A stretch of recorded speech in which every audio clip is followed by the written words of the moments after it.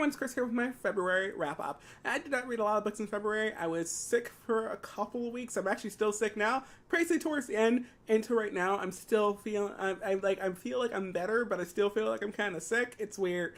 But when I'm sick, I don't usually read. I will usually put my time into other things, like working on things and stuff like that. I didn't get much writing done, but like just job applications and things like that was kind of the focus of February in general.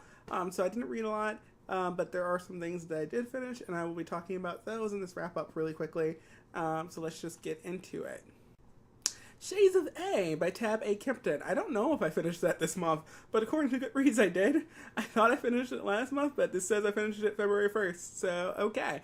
But this is a webcomic that I really enjoyed, and I want to talk about it soon on something, somewhere, either here or maybe on the Rainbow Library channel. I'm not really sure what's going on there, but I will be talking about it quite a bit at some point soon. Essentially, this is a story about an asexual character named Anwar, who is dragged to a club that is having a kink event by one of his friends, and he meets a guy who is a cross-dresser there, and they start a friendship that slowly builds into a romance, because Anwar is asexual, but he's not aromantic. Yes, that's what I'm trying to say.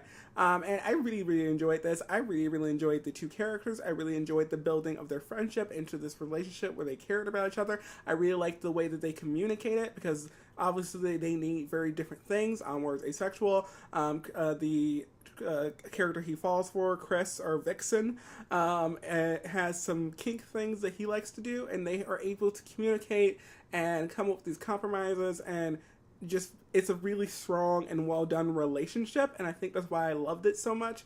Also, this whole thing, Shades of A, it is kind of a parody of Shades of Grey. So the kink elements in the story are, the author made a point of making it more realistic and accurate to the kink community than Shades of Grey is.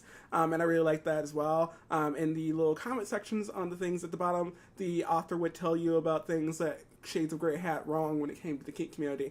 Also, the story is super diverse, with Anwar being the main character, and he's from the Middle East, his family is, but then there's Asian characters, there's black characters. It shows a very diverse kink community, and I really enjoyed that aspect of the story as well. The Shadow Hair is by Jean Luen Yang. I put a full review of it. There's really not...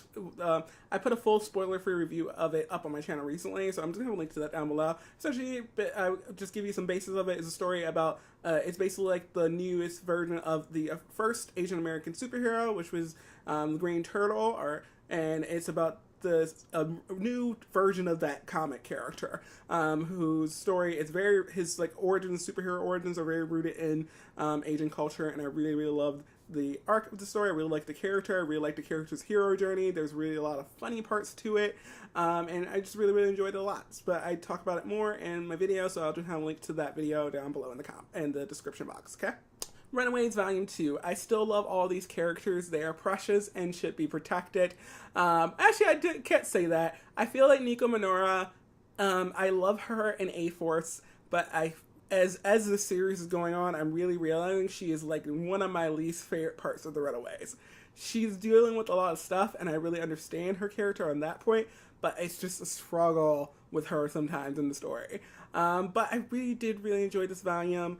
And I'm not going to say much about it because I don't know if I can talk about it without spoiling, but I will say that the ending left me very sad and devastated, and I can't right now. Like, I've been trying to jump into Volume 3, but like the emotions of Volume 2 are just like preventing me from being able to move forward with the series right now. But I will be doing it soon because I took out the Volume 3 from the library and I need to read that. I'm eventually going to stop being able to renew it, so I'm definitely going to have to read it, and it's probably sometime soon. So I'm going to do that. I don't know if I'm going to do a full review video for Volume 2 and Volume 3, but we'll see what happens. I did review... I did do a reaction on my blog because the Runaways cast has been released. The cast for the TV show that's coming up, and the cast is so good, you guys. I love how diverse this comic series is, and I feel like the show is going to be even more diverse because they changed one thing, and I'm super excited for it. So I'm going to put a link down to any Runaways related things I can mention in the thing down below for you guys. By Sage Stossel, this is a story about a woman who is a superhero, and it's just really about a superhero balancing her real life and really her business and her job with being a superhero. She is having a lot of rough patch at work because she keeps having to run out at odd times in meetings and other things like that to go and save the world. And it's also really, I feel like one of the biggest villains in this arc is the person in her workplace who is trying to take credit for things that she does and put all the blame for things on her. And also I really like this, the kind of idea of this fact that she's a female character in the workforce who's having these problems, and you're really seeing that the fact that she is a female is might be playing into that, the way that this male coworker of hers is pushing these things on her. I thought it was really interesting. I actually borrowed this from a friend. I actually borrowed this from my friend Larry. I was over at his house, and his sister was recommending it to me, and he really enjoyed it too. And like, so I borrowed it from them, and I want to read it so that I can knock it out of the way. But now I really need to get this back to them. But yeah, I really enjoyed this. I see why they enjoyed it so much. It's a really, really solid story. Really, really good romance. There's a character in this thing, in the romance arc, who you will hate, and I hate him, but oh my god, it led to something that was really great, which is like a very strong female friendship in the story. I love books with women supporting women, and you really see that in the latter half of the story for the main character and a girl that she's kind of in a love triangle with for a little bit. And I really, really like that. Like, that turned around and turned into more of a friendship for her. I really, really enjoyed it. But yeah, definitely go and check it out. It's really, really cute. I really enjoyed it. So yeah. History's All You Left Me by Adam Severa. I wouldn't say this book was as devastating as More Happy Than Not, but I really say that I really did enjoy the book. None of these characters are necessarily likable, except for Wade, who's like the best person in the world, and I completely related to him. But the main character, Griffin, his ex-boyfriend Theo, and his ex-boyfriend's new boyfriend Jackson, aren't always the most likable characters, and I love when characters are flawed and really well done, and I really feel like Adam Severa did a fantastic job there with that. I don't know, I feel like the representation of the OCD in the book was well done. I felt like it was. I feel like it could have been incorporated a bit more at times, just because I grew up with someone in my immediate family who has OCD, and I felt like there are times where, like, if you could be reading it and forgetting that it was a part of the thing. But I will say the way that his compulsions are incorporated, when they are incorporated, are really well done to me. So I really like that.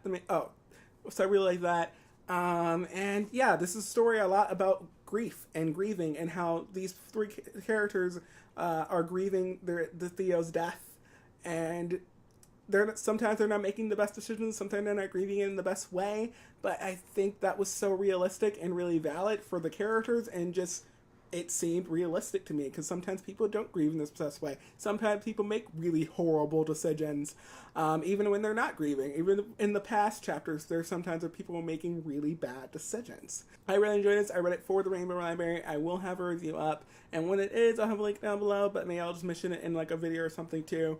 But I do have a physical, I have a blog review of it that you can check out, and I'll have a link to that down below if you want to check it out.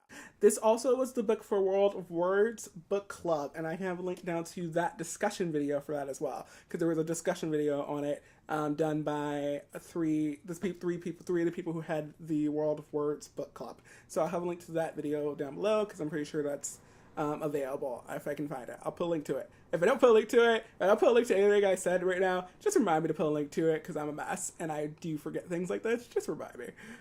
Alright, that is it that I read in February. I was about to mention another book, but I technically read it in March. February is such a short month, it always throws me off. And I just finished the book like on the 1st and 2nd of February, of March. So I was almost put that in this video, but it was definitely March that I finished it. So yeah.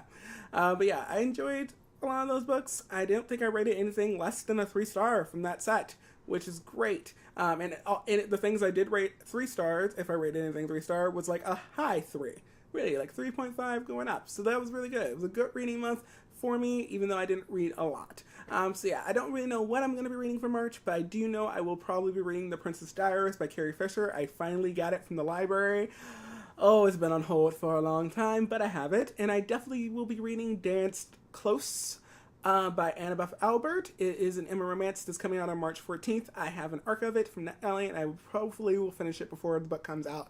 And this is an Emma romance with a gender fluid main character named Kendall, and I'm really enjoying it so far. I already started. I'm 17% into it, so I definitely should have it finished before the 14th.